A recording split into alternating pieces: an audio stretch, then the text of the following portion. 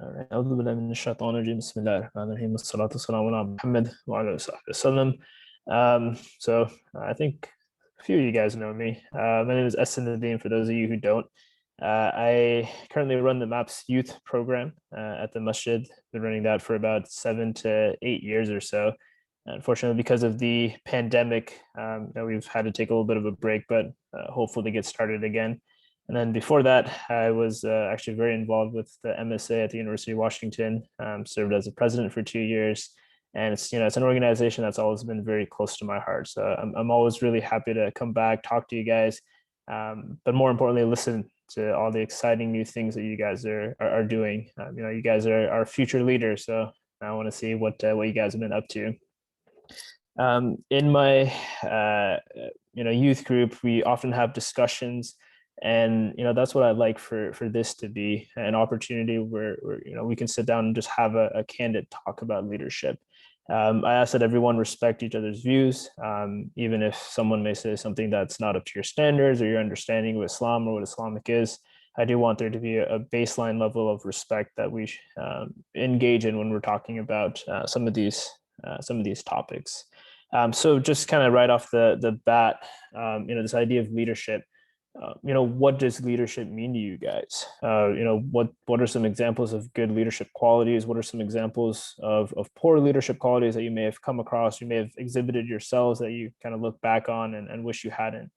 And then, maybe we can get going on this conversation, and then, I'll try to keep it pretty short so that we can have some dialogue afterwards too. So yeah, what are some examples of leadership? What comes to mind with some positive, negative attributes? What do you guys think?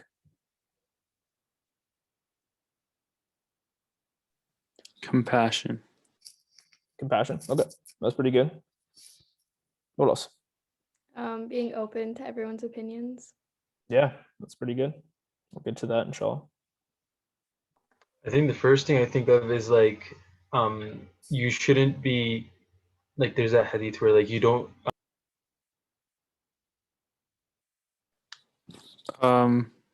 Did he accidentally get disconnected? Oh man, that's tough. I guess move on to someone else. MSA just cancel this guy.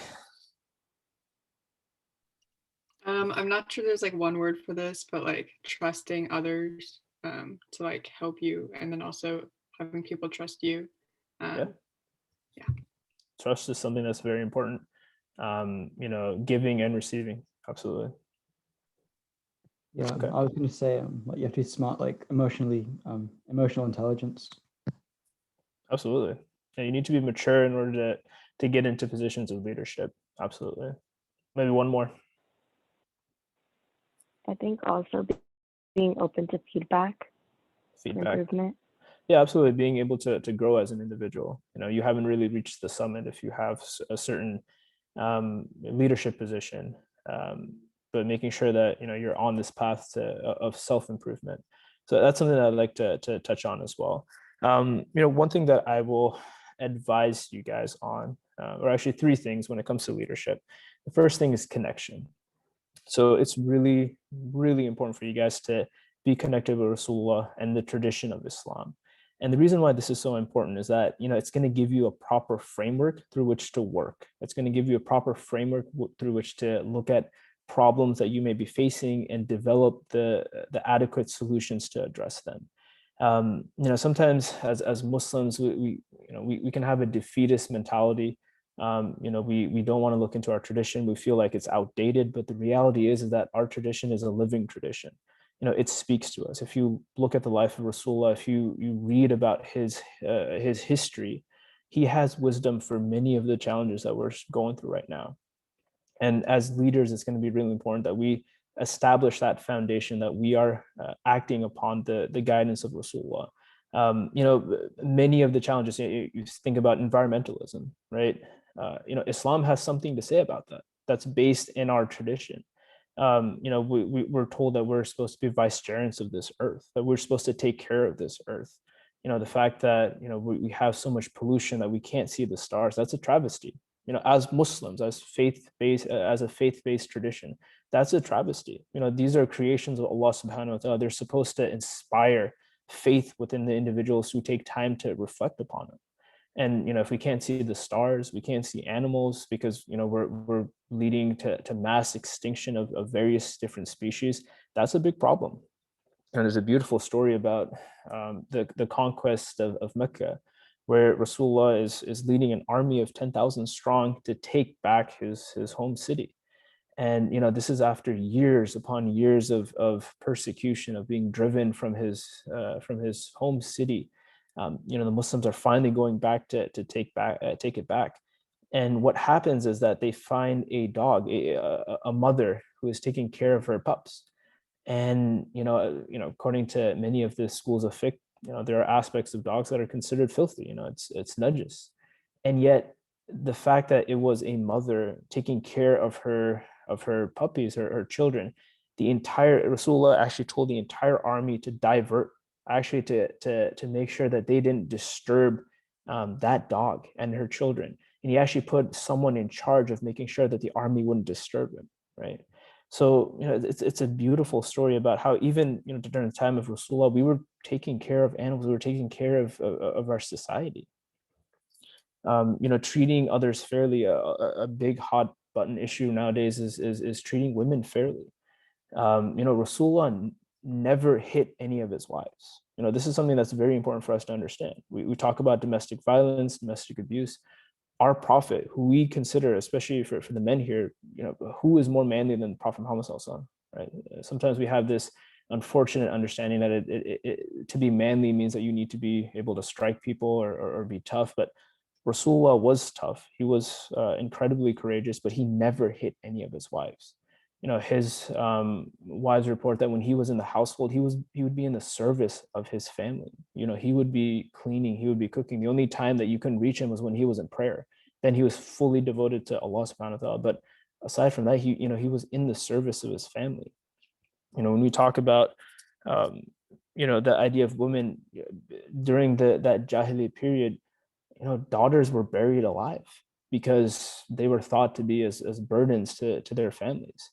And here comes Islam and elevates the status of women to companions, right? In Rasulullah's final sermon, he extolled men to take care of their wives.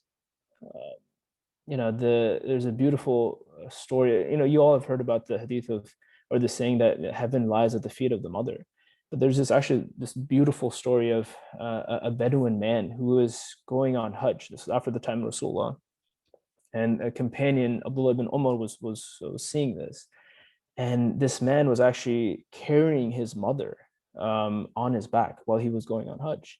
And he does the tawaf, carrying his mother the entire time. He does the rites of Hajj.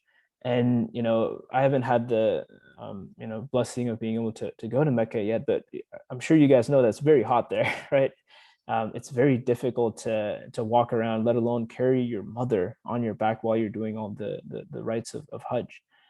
And he goes up to Abdullah ibn Umar and he said that this is what I did.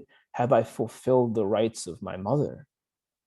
And Abdullah ibn Umar responds, you have not fulfilled the right of a single gasp that your mother took while she was in labor with you. Just like reminding us about the status of mothers, the status of women.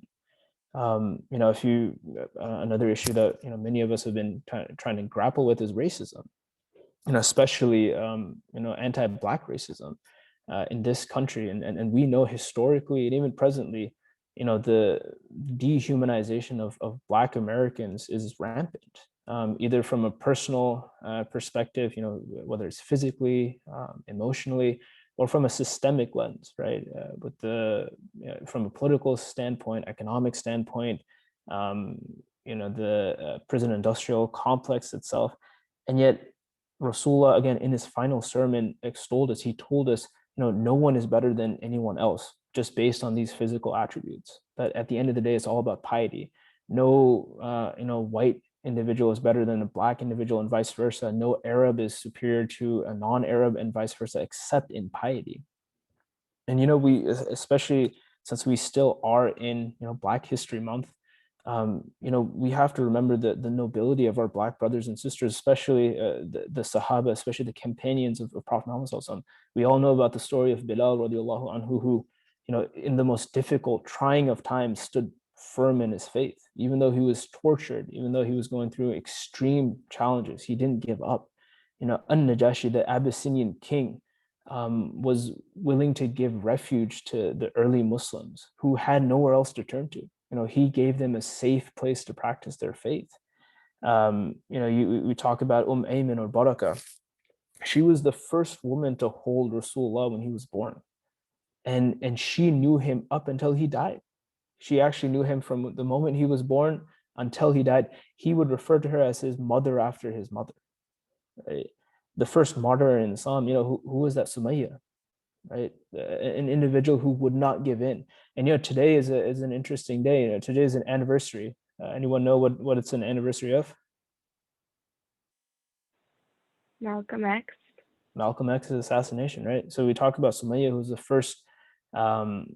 first martyr of Islam, and today we remember another individual, a Black Muslim who gave his life for this cause of Islam, this cause of justice.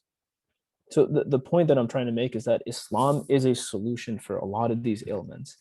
And as leaders, as individuals who are going to be taking up positions of leadership, we have to have this proper framework that at the end of the day, this is where our sense of morality of what's right and wrong comes from, because that'll help us decide what are some of the things that we can support, what are some of the things that we can espouse, and what are some of the things that we need to stay away from. And connecting yourself with Rasulullah, with this tradition, is also going to protect yourself as well. Something that's very important is that you don't get lost in the process. So, trying to be in MSA leadership, trying to be a leader yourself, you want to make sure that you take care of yourself, right?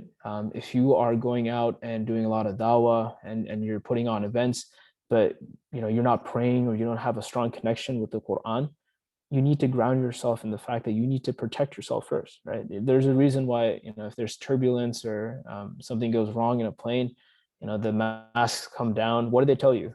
Are you supposed to take care of the person next to you or yourself first? Yourself, right? You want to make sure you're taking care of yourself. You don't want to get so involved in an organization that you forget about the importance of prayer and that you neglect prayer, you neglect that connection with the Quran. So make sure that you guys are grounded in your faith. Make sure you're grounded and connected with Rasulullah so that you can keep your head above water through all of this. The next thing that I'll say, next point that I'll make about leadership is that it's really, really important for you guys to continue to serve. Just because you guys are on a pedestal, just because you have a leadership position doesn't mean that you stop serving the community. In fact, it's the opposite. You have to serve even more. You have to make sure that you are always at the service of those around you. Umar radiallahu anhu, when he was the Khalifa, when he was the Caliph, and we can probably assume that he was the most powerful man in the world at that time. Islam as a civilization was rapidly expanding. It didn't seem like anyone could really stop the advance of the Muslims. And yet this man, who was a companion of Rasulullah, one of the closest companions of Rasulullah, would go around the streets every night, making sure that his citizens were safe and secure. And, there's this beautiful story where he heard children crying. And so, he knocked on the door and he found a single woman who was, basically just trying to cook for her kids, but she didn't have any food. So she was just boiling hot water. And, he asked the woman, what's going on here? And so what had happened was that they just didn't have any food. And so the mother was just trying to pass time. And she was hoping that the kids would cry themselves to sleep, out of exhaustion. And Umar radiallahu anhu, he took that very personally. He went back to Bayt al-Mal, the treasury of the Muslims. He took food. He carried it all the way back, even though his servant begged him that he would carry it in his stead. And Umar replied, "Are you going to carry my sins on the day of judgment? Let me do this. This is my responsibility. I am the Khalifa. I am the leader of these people. I need to serve these people." And he carries that food all the way back and he cooks it. He says, "I will not leave this house until I see these children smile like I saw them cry." Right? It affected him so deeply that he was still in the service of those individuals. When you guys are going to be going through these experiences, I know, you guys are still not at school, right? You're still back home right now. But when you guys go and have a chance to, you know, serve in the Islamic house specifically, you're going to see a lot of things. You're going to come in contact with individuals who've been on the streets, drug addicts who've been in trouble with the law, and you gain a greater appreciation of you know, the blessings that you have in your life, and also the work that needs to go in to help people around you. I remember there was a man, he was a homeless individual who had come to the Islamic house, and you know, he was in there and we were just chatting, we were talking, and you know, it was a time where you know, we were thinking that it might snow, and so I was obviously excited because that meant that, you know, maybe school classes would get canceled, you get a snow day, you just get to enjoy that day off. And I remember, you know, joking with this individual, and he said, "Yeah, you know, I really hope that it doesn't snow, because it gets really difficult to sleep on the streets when it does." And I was like, "Wow, man, that I hadn't even thought of that, but that's a reality for so many individuals." You know, Sheikh Qasim, I remember, told me the story of a man in Ramadan. He was a beggar, and it was you know, Maghrib was coming up. It was time to break for iftar, and he was sitting right outside the masjid. And you know, some brothers, you know, right when Maghrib came in, they made the decision that they would make a plate of food and actually just give it to this individual first. So even though they had been fasting all day, you know, they really imbibed the true meaning of Ramadan, right? Being God conscious, being aware of the blessings that we have. So they made a plate of food and they, you know, went outside and gave it to this individual, you know, before serving themselves.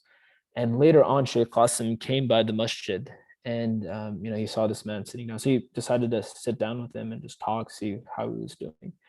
And you know, obviously the man was very happy. You know, he'd been fed. And so Sheikh Qasim started talking to him about Islam, about Prophet Muhammad. He said, you know, Prophet Muhammad is a man that we follow. He's who we, you know, get our sense of morality from. Have you ever heard about him? And this homeless individual said, he paused for a second. He looked at Sheikh Qasim and said, yeah, I've heard of Muhammad. No, he's a good man. Muhammad was a good man. And you know, the beauty of this story hits you when you realize that that individual, that homeless individual, had actually never heard of Prophet Muhammad before that moment. He didn't know who Prophet Muhammad was, but his understanding of who Prophet Muhammad was and what he stood for came from the actions of those individuals. It came from the actions, from the generosity of those individuals who decided that they were going to make a plate of food for this individual and give it to him before they ate themselves. So you guys, you have an opportunity to do the same. Right? You have an opportunity to really spread this faith and show the beauty of this faith to individuals around you, to the downtrodden. And you need to take that opportunity head on. You need to serve the people, because you can make a lot of great changes.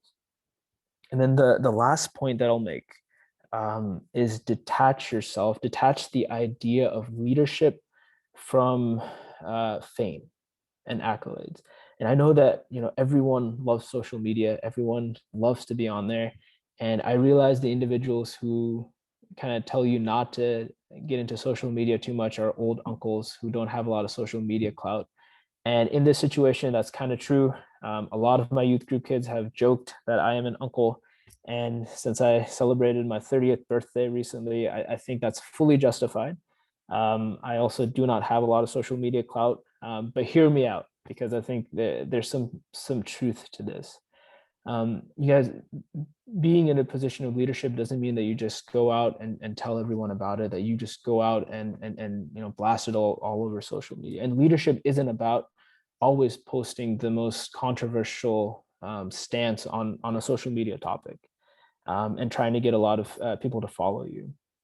Fame is just like wealth, right? It's an addiction. The more you strive after it, the more you're going to want. You know, Rasulullah has told us something to the effect that, you know, if the son of Adam had a valley of gold, he would want a second valley of gold, right? Our mouths are not going to be satiated with anything except the dirt of our own grave. That's just reality. We will always want more. And if you center your activism, your leadership around you know, social media and your social clout, you're going to lose yourself. Many of the most incredible individuals that we know of they did the work that they did for the sake of Allah subhanahu wa ta'ala. They always centered their intentions. And that's something that's important for all of us, for myself first and foremost, and for everyone here to really reflect on. Center your intention. Why are you doing what you're doing? Always ask yourself that. We have a beautiful story from the life of Rasulullah where there was an old black woman who used to sweep the masjid, who used to clean the masjid at night. And there's this one time where one day Rasulullah came to masjid and he didn't see her. And he asked his companions, where did this woman go? And that even the first part of that, him asking about this woman, is beautiful because you and I all go to different masjids. We see the janitors there. Very often we don't give them the respect that's due. Because why? They're not the popular people. If they had an Instagram account, if they had a Twitter account, no one would follow them. But what are they doing all day? They're cleaning the house of God. Can you think of a more noble job to be engaged in spiritually? I can't. Now, these are individuals that no one else may know them, but Allah subhanahu wa ta'ala will know them. And on the day of judgment, they will have individuals clamoring to be with them because of the work that they're spending their entire days cleaning the masjid, praying in the masjid. These are noble individuals. And look at how Rasulullah responded. He inquired about this woman, even though no one else was really noticing her. And it came to his attention that she had passed away. And the companions mentioned that Rasulullah became visibly angry. He became visibly angry. He said, why didn't you tell me? So that I could pray over her, so that I could pray her janazah. And he actually went to her grave and prayed over her grave. This is not someone who may have been very famous, but she was dear to Rasulullah. She was dear to the Messenger of God. There's another beautiful story about Zubaydah, who was the wife of the Abbasid Caliph Harun al-Rashid. And in Mecca, when individuals were going on Hajj, because it was so hot, because it was so humid, people would die of thirst because there's no access to easy water. So Zubaydah, she engineered this project. She would get a stipend from the state, and so she hired engineers who would come and create a system of aqueducts, if you guys know what that is. A system of aqueducts that would actually take that would provide water for the pilgrims, so that when they went around and did the rites of Hajj, they all had access to water. And this was a project that took many years, almost a decade or so. And every time she got that stipend from the state, she would put it towards this project. And eventually it got done. And Allahu Alam if this is true or if this was kind of rhetorical flourish, but it's said in the story that when the chief engineer came to her, he had an envelope with all the expenses, and he asked her, do you want to see this? Basically, do you want to see how much you spent on all of this? And she actually took that envelope and she, without opening it, threw it into the water. And she said, we'll open this on the day of judgment. Right? That's not why I did this. We did this for the sake of Allah subhanahu wa ta'ala. And these are individuals that even 100,000 years later, we remember them. Right? That one tweet that you may have posted, the one Instagram story that you may have posted that so many people liked, that may have hurt the heart of your brother or sister, may have made fun of someone. All of that is just, it's gonna go away. People are gonna forget it. Those aren't your friends. But the work that you do on the ground, that's gonna matter. And if you do it for the sake of Allah subhanahu wa ta'ala, that work that you do is going to last a much longer time. So yeah, in conclusion, a couple of things to keep in mind, right? Ground yourself in the tradition, read about the life of Rasulullah so that you have a proper framework through which to work, right? So that when you come through and you see the problems that you have, even if they're novel problems, you'll have something to go back to in order to get a proper answer to it. Remember that you are still servants of Allah subhanahu wa ta'ala and that you still have to serve the people. Just because you have a title, just because you are, even the Amira, you need to continue to serve individuals. And then don't let Don't equate leadership with fame. Detach those two concepts, because that's going to be incredibly important. You know, Islam and Muslims, you know, we have a path. We have a unique path. There's a beautiful hadith of Prophet Muhammad SAW that Islam came as something strange and it'll leave as something strange. So glad tidings to the stranger. You know, we are not here to be completely consumed by society. We are not here to, you know, change our religion to the point that it's unrecognizable from popular culture. We believe that we have a path, we have a different path, we have something to offer society. And, you know, our forefathers, you know, gave up so much to have Islam come to us. You know, the story that I share with a lot of my youth group kids, you know, as difficult as it is to be Muslim right now, we've had it much worse in the past. You know, when the Mongols sacked the Muslim caliphate, it got to the point where, you know, Muslims were just dying left and right, that Muslim men would line up, and it was said that a Mongol warrior woman would come and start, chopping their heads off. And when the blade became dull, she would hand that blade to the next row of prisoners. She would go back home, get a new blade, and continue to slaughter those individuals. And individuals in those lines would not move because they were so petrified of the Mongols. And yet what happened, you know, less than 100 years later? Those same Mongols became Muslim, because people even in that time continued to give that dawah. People in that time continued to spread this message. You know, we were people that went through colonialism. We're people that, you know, went through the civil rights movement. Individuals like Malcolm X, Muhammad Ali dedicated their lives for Islam to spread this faith. Malcolm gave his life for it. You know, you and I have a responsibility to continue this tradition, to continue this faith forward, so that our children and our children's children, you know, grow up as Muslims, know what it means to be a Muslim. And you know, the last thing that I'll say, and I'll finish up on this. You know, you guys as college students, please don't give up on each other. Don't give up on individuals. You in an MSA are going to come in contact with people on a very vast spectrum of spirituality and religiosity. You're going to have individuals who are very firm in their faith, and you're going to have individuals who are hanging on by a thread, and everywhere in between that spectrum.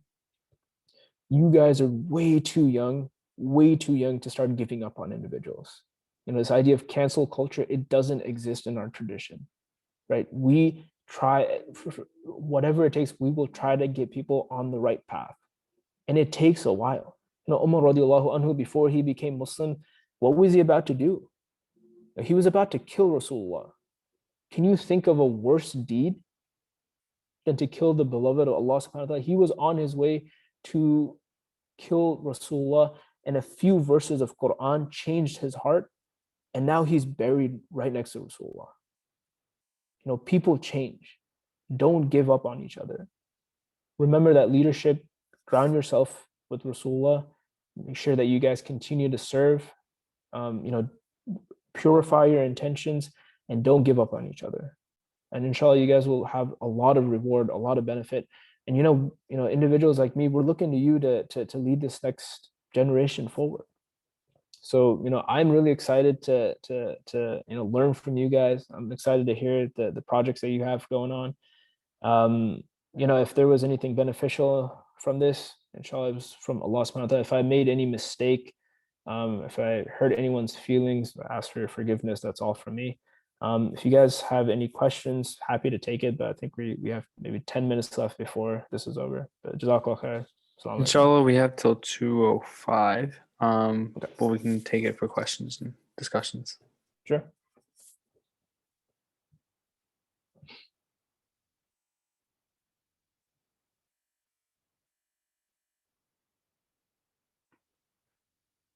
Mu'min, are you raising your hand? Do you Yes. want to? Yes. You guys Yeah. can just talk. Assalamu alaikum, Alaikum Ahsen. salam. Hope you're well, inshallah. I just wanted to say You're thank well. you so much.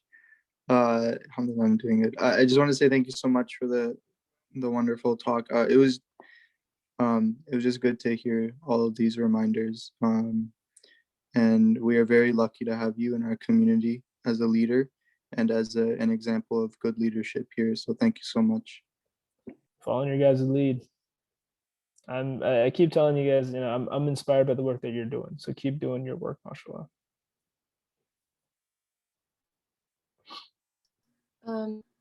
Since you've led in MSAs before, like drawing from your MSA experience, do you have any kind of advice, or was there any kind of like conflict resolution model that or strategy that you would use when like conflicts arise between different members or different officers, or Yeah, I would say never resolve conflicts over email. As someone who has made that mistake very often. Everything I'm advising you on are based on mistakes that I've made. So don't feel like I'm above you in any respect. If a conflict comes up, it's very important for you guys to be open-minded. Sit down with the individual and see where they're coming from. And this kind of goes back to the idea of don't give up on people, right? We don't know the challenges that people are coming with. We don't know what baggage they're coming with. That you remember that the Black Panther actor Chadwick Boseman, was his name, right? He passed away last year. And I was very struck by the fact that he did some incredible things. He was visiting kids in hospitals. He was helping people out, and there were times where he looked very gaunt because he was going through chemotherapy, and I saw that people were actually making fun of him because of that. And yet, subhanAllah, look at all that he was able to accomplish, even though he was going through so much pain. If we were able to take off that veil and really look at individuals for who they are, for everything that they've gone through, I think we would treat them very differently, right? And so when a conflict comes up, you need to keep that in mind. What was the source of this conflict? What was their understanding of it? Can I put myself in their shoes? And then sit down with that individual. Sometimes it's good to have a third party there too, just as an arbitrator, and sit down and really take the time to figure out a solution. Because if you guys stay connected, if you guys stay united, that's going to be something that's so much more beneficial than for you guys to separate out. It's very easy to separate. Okay, there's nothing cool about that. There's nothing unique about that. Muslims have been doing that for a very long time. The difficult thing and the thing that's more laudable is for you guys to work past your differences, find that common ground, and find a way to work together to really serve the community. So I would say just a couple of things: put yourself in their shoes, be patient, and sit down with that individual and find a third party as well that can help out. Also, you guys have to realize that you have an extensive list of alumni. All of us want the best for you. If you guys succeed, that's success for us, right? We want to see you guys succeed. If you guys need help, reach out to one of those individuals. They can help out. Sisters, there's so many amazing sisters that have gone through MSA. If you need to reach out to them, brothers, same thing, right? Reach out, stay connected. Inshallah, we can help you through some of those conflict resolutions. But trust me, anything that you guys have gone through, we've gone through it as well. Just reach out, and we can also help you guys out through those situations. Jazakallah khair. That was very helpful. Thank you.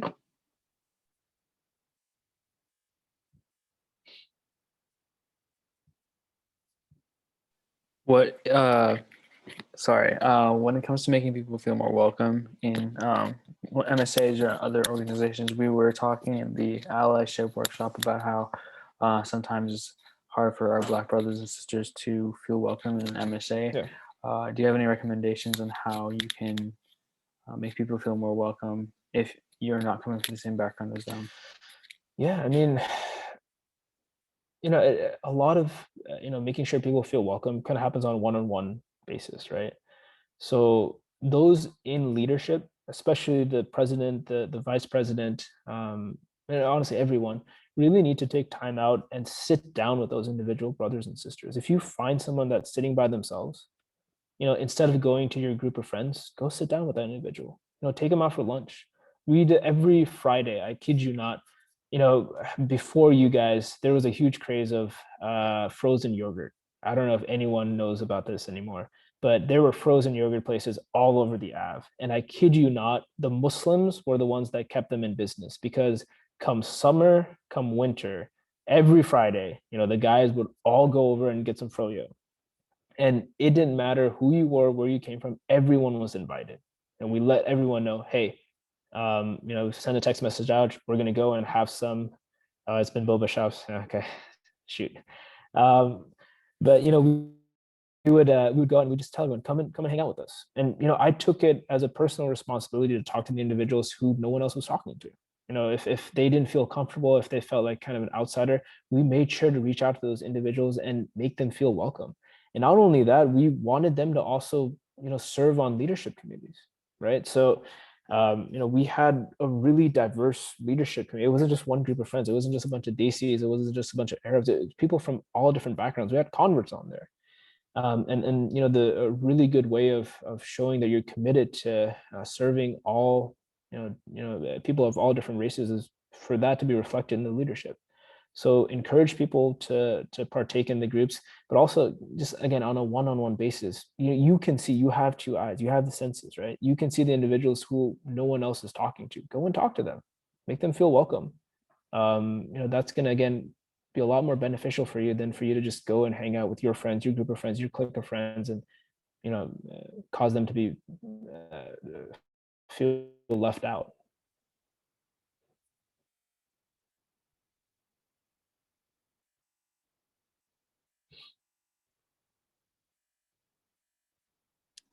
Jazakallah khairan. I actually had a question too. Habiba. Jazakallah khair for everything you said. How do you keep your, like, I know there's always like ups and downs and stuff. How do you keep yourself and your team like motivated, especially during the pandemic? Yeah. Do you have any tips for that?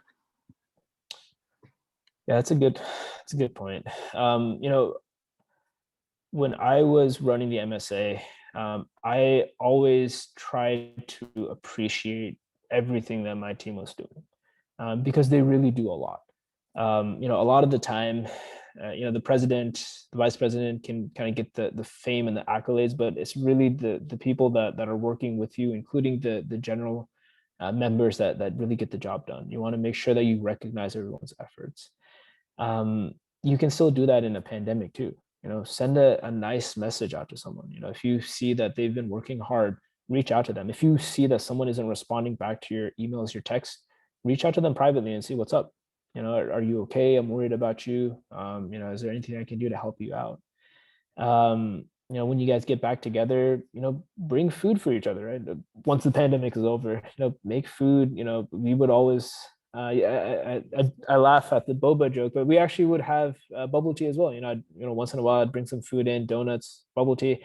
As you guys know, for those of you who've gone through my youth group, I am a terrible dentist. I'm a dentist by profession, but I share way too much sugar to the general population. And that was also a thing before I was a dentist with my officers.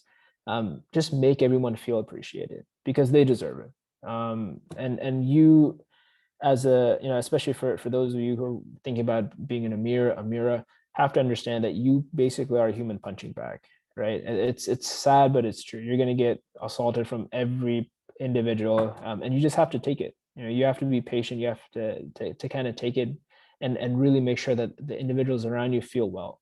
And for those of you who are taking all those hits, make sure that you have an individual that you can reach out to as well, right? Make sure there's someone that you can talk to, that if you're feeling heavy, you need to get something off your chest, someone that you can talk to, face to face. It's more detrimental if you are having these issues for you to air everything out on social media, rather than just sitting down with an individual, maybe someone older than you, or maybe a friend of yours that you can confide in, maybe your parents, and just talk it out. Empty your heart. I don't know if that actually answered the question. Yeah, it definitely did. Jazakallah khairan for these tips.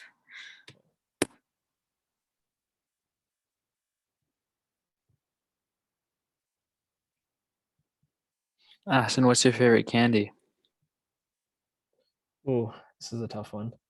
The problem is I try to refrain from sugar until